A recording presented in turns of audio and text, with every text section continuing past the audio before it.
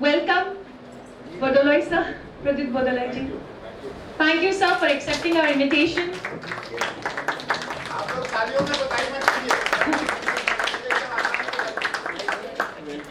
चल के नहीं आए, वो फ्लाइट लेकर आए थे वैसे. Next we have Professor Pani. वही हमारे दिल्ली यूनिवर्सिटी में है, हमारी शान वहाँ पे बढ़ा रहे हैं. He is the Dean of Colleges out there in Delhi University. Thank you so much for accepting our invitation, sir.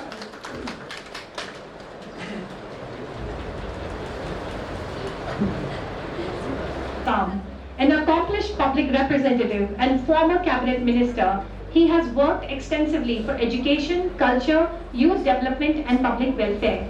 His deep understanding of India's Northeast and his commitment to inclusive growth have earned him respect across the country. He is a veteran leader and politician from Assam.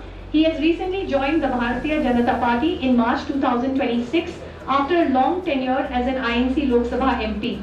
He completed his MA and MPhil from Jawaharlal Nehru University. Sir ने इनकी उम्र तो बता दी क्योंकि sir को भी believe नहीं हुआ कि सर की उम्र इतनी है.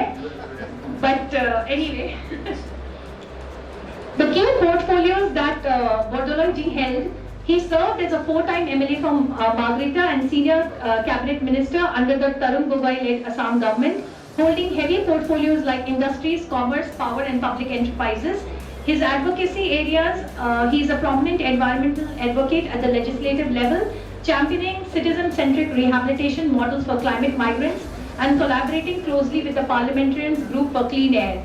His current assignment, as I mentioned, he is positioned by the BJP to contest and steer strategic organizational goals from the prestigious Dispur Assembly seat. So ladies and gentlemen, please welcome Shri Pradyut Bordolai, Honorable Member of the Legislative Assembly of Assam. Thank you, sir. Ladies and gentlemen, you have already had a very overdose of Assam, but I'm very delighted to be here in your midst today. Many of you, obviously, I cannot recognize because during our times in JNU, many of us, and then we have many of us, as I scan through the faces, we have matured and aged very gracefully. So many of us who were there during my time in JNU probably are not here. But nevertheless, JNU is a bond, and that bond ties us up wherever we go across the world. I have met JNUites in every corner of the world, and it's such a great feeling when you go and come and meet JNU fraternity. Well, the topic that has been given by Dr. Bajpai is pretty heavy, knowledge and dialogue and bridging the nations. I don't think this is the right forum to have a heavy discussion on knowledge and dialogue, but I can probably deal with it in a very micro level. Well, when we came from Assam and got into JNU, at the beginning days, we were not very familiar with North India, with different linguistic groups of the country. I remember it was summer, initial stage. So in the Ganga lunch, after dinner, we used to huddle together. But all groups, there were Assamese group, there were Oriya group, there were Biharis group, there were group from Andhra, all over the country. And they were all huddling together. Then we started off very tentatively and very cautiously. I remember Ganga Dhaba, all of you are very familiar with Ganga Dhaba, Ganga lunch. So in the night time, it was summer,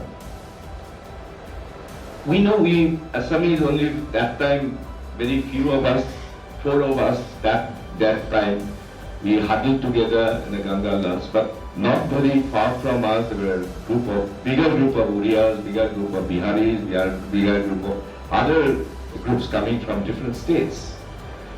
Then you order tea. But in Assamese, phonetically, my pronunciation is different. If I have to call out to the small guy, we used to call him Chotu, if I have to say in Assamized Hindi, I would have said Soto, Sar Sailam. That is, Chotu, come, give me char chai. But I was very concerned because I don't want to be reduced to a ghetto cycle. I want to break my circle. I want to reach out to the other groups. So that is why I was very conscious in JNU. Lest I give away that, they are very parochial, they are just within their linguistic group and they are not reaching out to the bigger world, the bigger groups. So what I did, Chotu, Ao, Suno, Tin Chai, Nay Orek. You know why I say that? If I say Char Chai, and in Assamese ways, if I pronounced it Sar Sai, I would have immediately given away that I am in Assamese. But I wanted to avoid it. So I did it in a different way. Hey Chotu, please come. Suno, Tin Chai. Nay Orek. That is the way we wanted to take the cycle. And this was a great journey. Why I am telling you this? The knowledge has been mentioned here. Before we came to JNU, I was a student of politics. I was a student union general secretary of Cotton College before I came to JNU. So I was familiar. We had enough knowledge when we came and when we encountered the groups of Bihar, groups from Andhra Pradesh, or groups of Tamil Nadu. We already knew, we had the knowledge, but it was a fractured knowledge.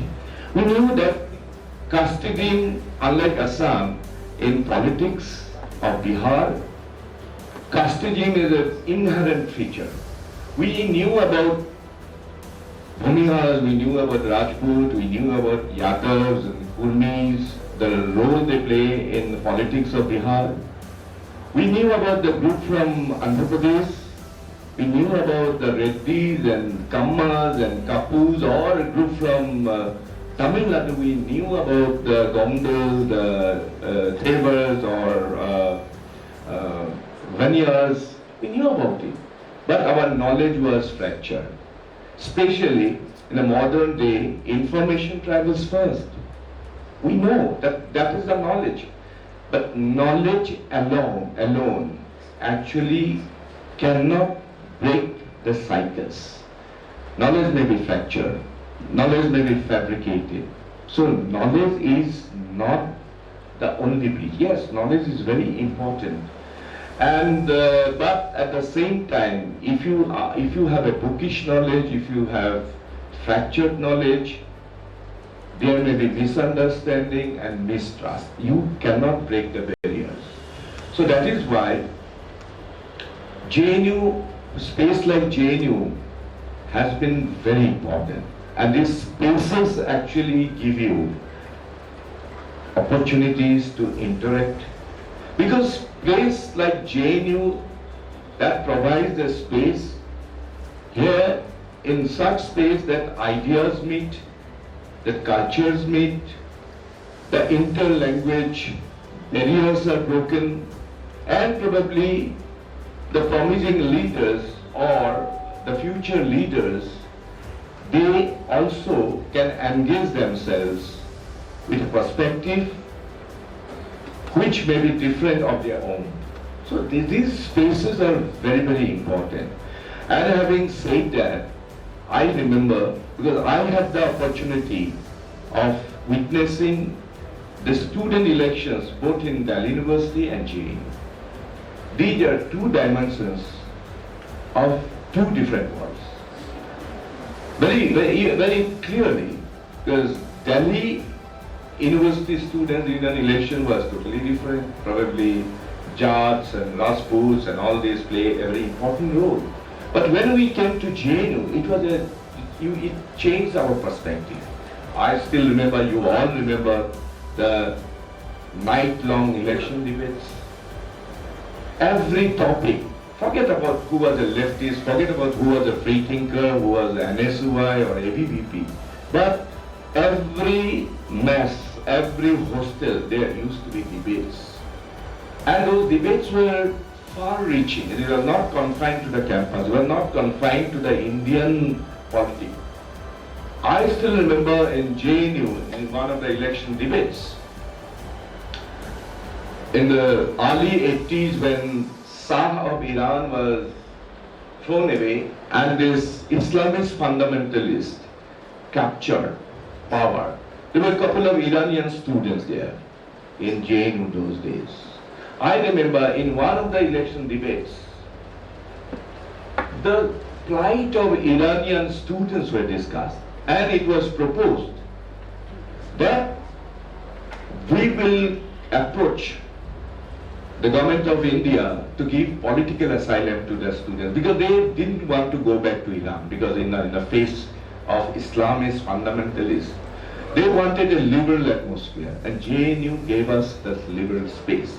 And that is why I'm saying that debate, discussion, and plea for region were the basic tenets of JNU, and that really changed our perspective. I do not know really what's happening in JNU because the current crop of students, teachers, faculty, many of us, many of them are in touch with us. They always lament that, look, old JNU is not there, something different. It has become very kind of there are a lot of degeneration.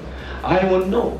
But when you talk about knowledge, when you talk about dialogue and bridging the nations, I think debate, dialogue, discussion has been also the basic tenet of Indian ethos.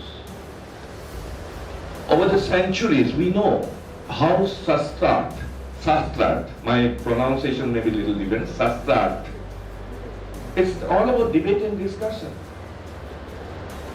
In the 9th century, when Adi Shankaracharya, he was very young, he came to Mithila to have the legendary debate with Pandit Madan Mishra. And Pandit Abhay Bharati acted as a judge, and that debate was all about Indian scriptures, about Vedas, about interpretations, and that debate continued for 40 days in the 9th century. Take the case of Assam. I told you before I started my dialogue that Assam has been very proud to say that we have a very egalitarian society. We don't have, unlike casteism in the other states. Sandesa informed you